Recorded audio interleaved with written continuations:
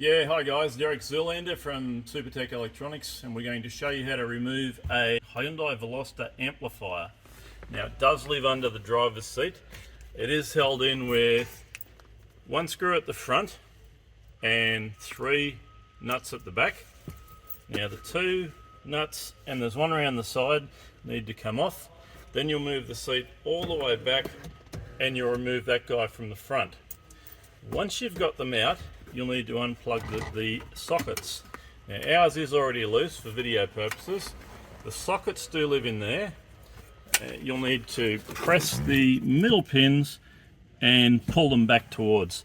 You can't put them back in the wrong place, they only go in one place, so don't worry about that too much.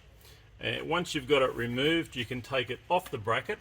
It's held in with a few screws, and you can put that aside and send the amplifier off to Supertech Electronics for repair.